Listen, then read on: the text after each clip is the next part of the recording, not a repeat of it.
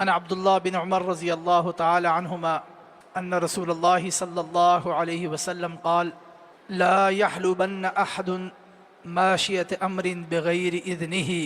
حضرت عبداللہ بن عمر رضی اللہ تعالی عنہما سے روایت ہے کہ رسول اللہ صلی اللہ علیہ وسلم نے ارشاد فرمایا، کوئی بھی شخص کسی دوسرے شخص کے جانور کا دودھ اس کی اجازت کے بغیر نہ نکالے یا نہ دھوئے۔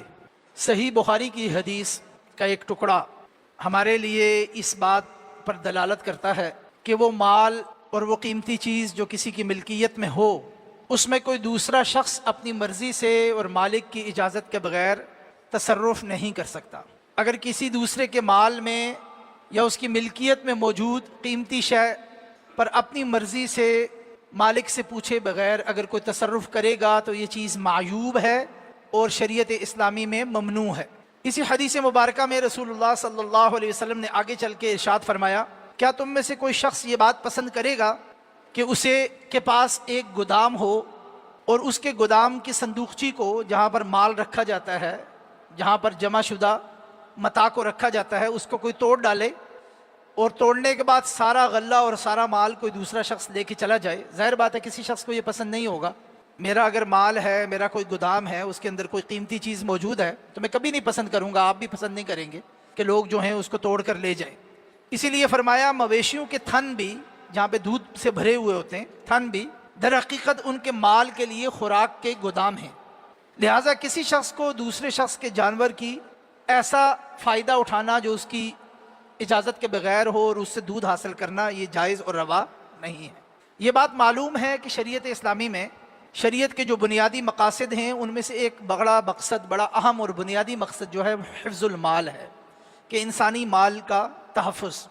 یہ پوری جو شریعت آئی ہے نا، جس کے اندر بے تحاشا احکامات ہیں، اس کے 4-5 بڑے مقاصد ہیں، جن میں سے ایک بنیادی مقصد حفظ المال، لوگوں کا جو مال ہے اللہ نے ان کی ملکیت میں دیا ہوا ہے، اس مال کی حفاظت کرنا اس شریعت کے بنیادی مقاصد میں سے ایک مقصد ہے۔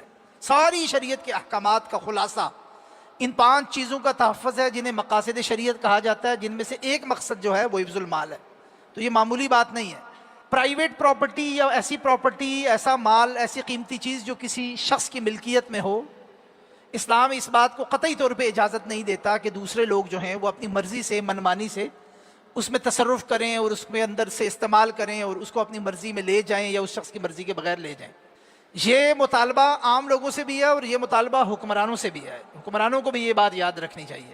عام لوگوں کی نسبت بسا اوقات مفاد عامہ کے لیے حکمرانوں کو عام لوگوں کی پراپرٹی مفاد عامہ کے لیے لینے کی اور بسا اوقات لوگوں کی مرضی کے بغیر بھی لینے کی اجازت محدود معنوں میں دی گئی ہے۔ مثلا اگر کسی جگہ سڑک بنانی ہے، کسی جگہ مفاد عامہ کا کوئی کام کرنا ہے اور ایک بندہ اپنا راستہ چھوڑنے کو تیار نہیں ہے، اپنی پراپرٹی چھوڑنے کو تیار نہیں ہے، تو اس کو کمپنسیشن دے کے اسے ایک مناسب معاوضہ دے کر اس کی زمین لی جا سکتی ہے۔ اللہ سبحانہ و تعالیٰ نے جو شریعت نازل کی ہے اس میں مفاد عامہ کے کاموں کے لیے ان چیزوں کی اجازت ہے۔ جہاں مفاد عامہ اور مفاد خاصہ ہو، ایک شخص کا فائدہ ہو، وہاں پر اجتماعی فائدے کو فوقیت دی جائے گی۔ مگر محض اپنے اللہ تللوں کے لیے، اپنی بڑی بڑی سوسائٹیاں بنانے کے لیے لوگوں کی جان مال پہ تصرف کرنا، لوگوں کی قیمتی اراضی کو ہتھیانا، یہ شریعت اسلامی میں قطعی طور پہ اس کی اجازت نہیں ہے۔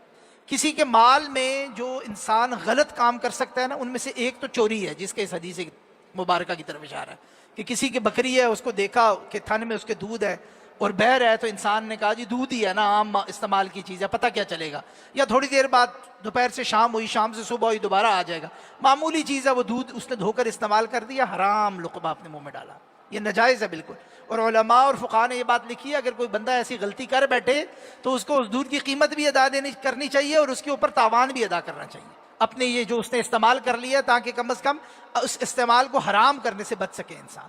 ایک تو ہے چوری، اور چوری پہ معلوم ہے کہ چوری کے اوپر کیا وعید اور کیا سزا ہے اور حد شرعی نافذ ہوتی ہے۔ لیکن چوری کے ساتھ ساتھ کسی دوسرے کے مال پر مختلف قسم کے دیگر تصرفات بھی یا ناجائز کام بھی کیے جا سکتے ہیں، جن میں ایک غصب ہے۔ غصب یہ ہوتا ہے، چوری ہے چھپا کے انسان چوری کرتا ہے۔ غصب جو ہے دن دہاڑے اعلانیہ بدماشی کر کے، جیسے ہمارے یہاں عام ہے نا قبضہ گروپ، یہ بھی ناجائز اور بالکل حرام صورت ہے۔ اسی طرح کسی کے مال میں خیانت کرنا، یہ بھی ناجائز ہے۔ اسی طرح کسی کی وراثت کو ہڑپ کرنا، یہ بھی ناجائز اور حرام ہے۔ تو یہ ساری کسی دوسرے کے مال پر کیے جانے والے ایسے کام ہیں جو شریعت اسلامی میں جائز نہیں ہے، ناجائز ہیں، اور انہیں ناجائز اور حرام قرار دیا گیا ہے، جس کی ایک صورت اس حدیث مبارکہ میں بیان کی گئی ہے۔ اس لیے انسان کو کوشش کرنی چاہیے کہ وہ بسا اوقات معمولی بات سمجھ کے کرتا ہے مگر اس کے نتائج بڑے خوفناک ہوتے ہیں۔ آج کل ہمارے ہاں بہت ساری ایسی چیزیں ہیں جن کو ہم سمجھتے ہی نہیں ہیں کہ یہ دوسرے کی ملکیت ہیں۔ کسی کا موبائل فون پڑا ہے، ہم کھول کے اس کا ڈیٹا استعمال کر لیتے ہیں، کھول کے اس کا ڈیٹا دیکھ رہے ہیں، اس کی پراپرٹی ہے بھائی۔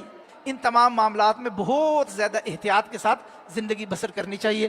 اللہ سبحانہ و تعالی ان احادیث کو پڑھ کر سمجھ کر عمل کرنے کی توفیق عطا فرمائے۔ سبحانک اللہم و بحمدک، اشہد ان لا الہ الا انت، استغفرک و اتوب الیک۔